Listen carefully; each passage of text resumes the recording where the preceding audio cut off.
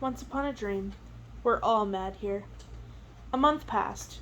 Soon it was time for another ball. This time the theme was gold.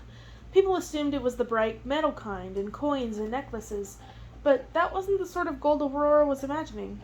She was imagining the sun.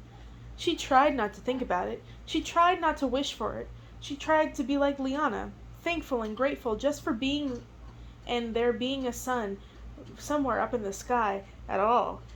She spent a lot of time lying down these days, trying very hard to be grateful when she wasn't just staring into space, trying not to feel restless and caged. Once in a while, the sun would push one ray through the protective vines in her bedroom window, and its thick, heavy light would make its way to her bed. She would lie in its warmth for hours, like a cat in front of the fire, wishing it would cover her entire body. Sometimes she would spend a whole afternoon watching little motes of dust doing their slow dances in the golden light like lazy, otherworldly fairies. Sometimes it seemed that if she just concentrated hard enough, she could make them dance the way she wanted them to. They performed those whole ballets and routines just for her, each one unique, each one a little dancer jagged and golden. Sometimes she drifted off during the performances, which might have been rude, but it was also unavoidable. Sometimes she would waste the hours observing a single spot of sunlight slowly moving across the room and up the wall before disappearing. She slept a lot. Lady Astrid, a second cousin from somewhere on her father's side, was one of the few nobles who noticed her complete dropping out of even the tiny and desperate life those in the castle led. The short, plump woman showed up at her door in the middle of one of the many endless afternoons with a needle in a frame and a look of steely determination. "Your Royal Highness, I think maybe some useful work would help you cheer up and pass the time constructively." Aurora said into her pillow. She didn't have to get up for a lady. "I beg your pardon, your Highness." "Thank you, but not today, Lady Astrid. I'm not feeling up to it." "Your Highness," Astrid said through clenched teeth, "I do believe it is time for this is for your own good.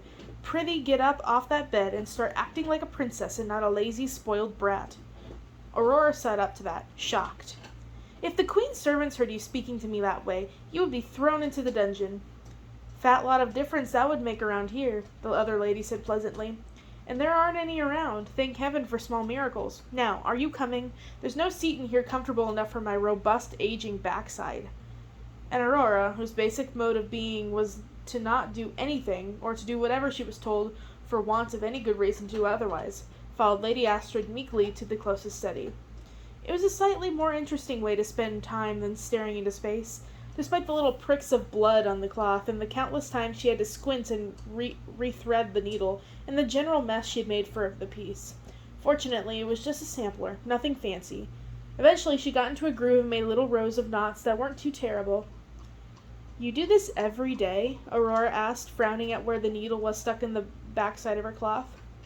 "Every afternoon," Lady Astrid said briskly. She sat in a larger, more comfortable chair, closer to the fire. Her brows furrowed as she did a tricky bit, beautiful arched brows above her plump and sagging face. "After lunch, before the nones, my mid-afternoon prayers." "You have a schedule?" "Of course. You have to keep in mind a busy body. Idle hands are the devil's playthings.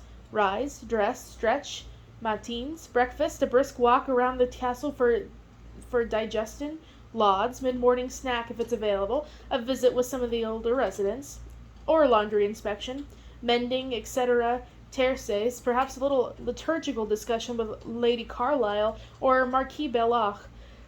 Lunch, say a quick prayer for those precious souls we have lost since our confinement here, review of the stores, or alternatively, review of the servants, a tour of the lamb table, remaining greenery in the courtyard, see if there's anything for arranging or decorating."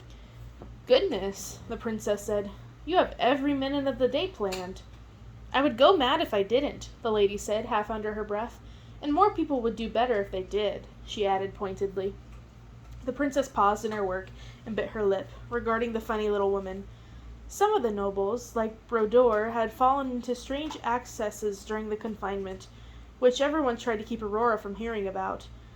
Here was a plain Jane sensible old lady who, despite being a little boring and plenty judgmental, had adapted a life in her Thorncastle as best as she could, and made herself useful whenever she could. Level-headed. Aurora fingered the little pouch in her chatelaine. She had decided not to tell anyone about the feather since the incident with Brodeur, but this prudent and low-profile woman didn't seem like the type of person who would make a fuss, like Brodeur.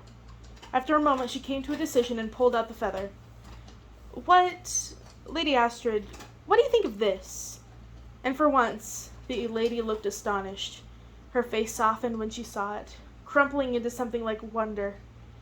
It looks fresh, she said softly. Not years and years old, and it's too imperfect to be magic. It looks like it's from outside. She started to reach out her hand for it and then curled up her fingers at the last moment. Where did you get it? I'm not sure I can say, Aurora admitted, thinking about Brodeur's reaction. Do you know what kind of feather it is? What bird it's from?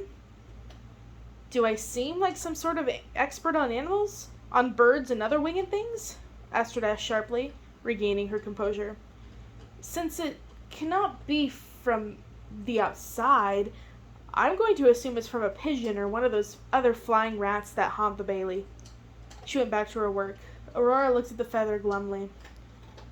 I wouldn't talk to anyone else inside the castle about your feather, Your Highness, the lady added quietly for a moment. If you ask me, people are a little tense and stir-crazy. And the walls have ears. Your blessed aunt has saved us all, and she gets very touchy about anything doing to do with the outside. For good reason, I suppose. I'll keep your secret. There are others who wouldn't. The princess nodded, again glumly. She wished she had spoken to Astrid before the last ball. Was Count Brodeur really telling everyone her secret? Or worse, would he tell her aunt? Aurora wouldn't get in trouble most likely, but the poor minstrel. Right now he was enduring her wrath for this public drunkenness. How much worse could it be for him if her aunt found out he went outside? Aurora put the feather away and went back to sewing. It was better, she supposed, than doing nothing at all. The days leading up to the ball were particularly grim, though some days were hard to count, with little sun and no moon and clocks that didn't keep hours in any way that made sense. But even with the world changed, seasons run amok. The moon gone, and the protective vines keeping the castle dwellers safe from the unnatural world that raged outside, there were still some markers of the course of time. At the beginning of each year of their confinement, for instance, a strange bell would toll across the land.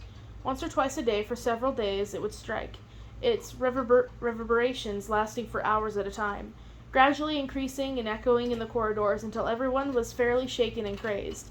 Everyone from the lowest pleasant to Aurora herself stuffed her ears with wool and cowered under her pillows trying to escape the sound.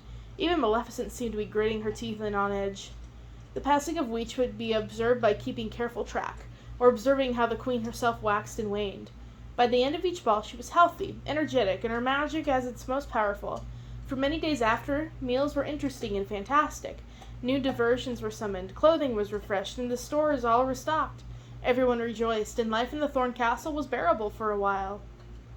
But, after a while, the queen began looking more tired, with deeper shadows under her eyes, and a languor that surpassed her usual show of Eleni in the days furthest from the feast.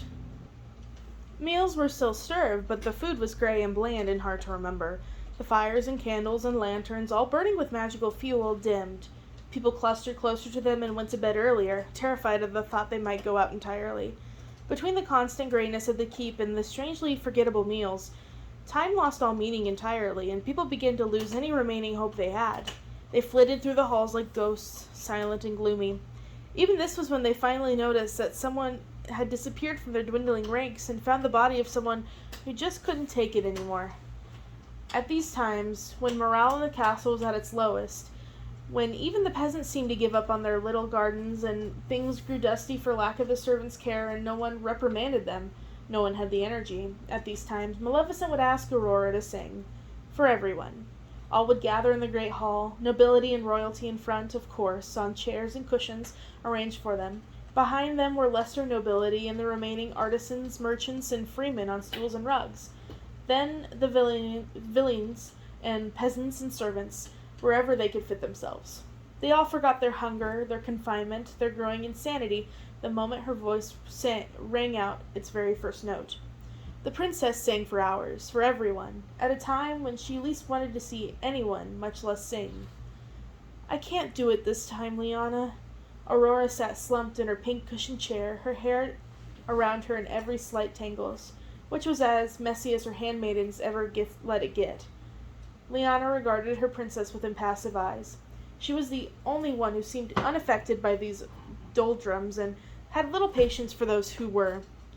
You must, she said simply. It is a much-needed pleasant distraction for the people. Distraction? Aurora asked, momentarily aroused by the odd word choice.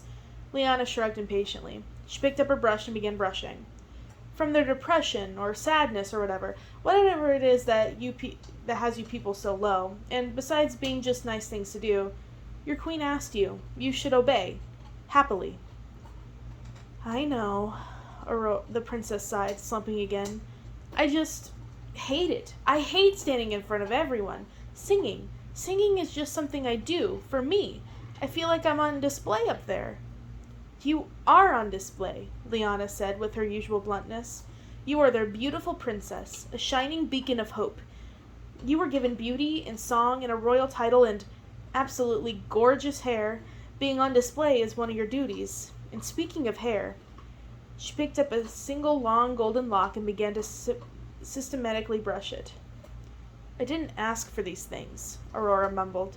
She pulled the feather out of her chatelaine and began to roll it desultorily through her fingers. Nobody asks for the things they are given. Most of the time I didn't ask for black hair, or my clumsy feet, or what I am now, where I am now. Would you rather you were a servant forced to scrub all day? Or one of those peasants out there pretending you're still farming the land? It's rather ridiculous, you know. I actually heard several of them discussing the prospect of breeding those sad, silly sheep they keep in that petting zoo, trying to save the line, and the horses. Aurora smiled knowingly. You don't like animals much, do you? Her handmaiden shrugged. They have their uses, I suppose. I love them. I wish there were more of them. I wish... She stopped herself, thinking about what Maleficent had said about wishes. Liana cocked her head at the princess' curiosity. Aurora quickly changed the subject. Did you ever have a pet or anything at all where you grew up? The girl stopped brushing. Her eyes grew unfocused, like Aurora had never seen before. Her face softened at an unseen memory. I had a bird once. A raven. Aurora blinked in surprise. She stayed as quiet as possible, not wanting to disturb Liana out of her story. He had fallen out of his nest, a fledgling. His flight feathers hadn't come in yet. I picked him up and brought him home, raised him from a baby. Without realizing it, Liana was miming the motions of what she had done, making her hands tuck in the invisible bird into some soft cloth, carrying it delicately. He lived. He grew into a strong, healthy man-bird with ebon feathers and bright yellow beak. Such bright eyes, too. He went with me everywhere. He sat on my shoulder, he sat on my back of my chair, behind me at meals. He never left my side. Liana trailed off, lost in memory. Aurora didn't want to break the spell, but couldn't help asking, what happened to him? And the spell was broken. Her handmaiden shook herself. He was turned into a stone by a fairy. A stupid, stupid fairy. The only thing I ever loved, and she killed him. I'm so sorry, Aurora said, reaching out to clasp Liana's hand. It seems like fairies do nothing but evil, to all of us. The other girl looked down at her princess's hand clasping hers, then up to Aurora's face. A rare, confused stream of emotions ran across her own. I know a song about ravens, Aurora said brightly. I'll sing it tonight, just for you, in memory of your friend. Thank you, Your Highness, Liana murmured. She smiled too, a genuine, rare smile from her heart. Unused to the expression, her face only allowed half of her mouth to tilt. But if the royal princess could bring even a little happiness to people tonight, as she had her handmaiden, she would absolutely do it, and do it gratefully and happily every time Maleficent asked, Aurora decided, no matter how much she hated it.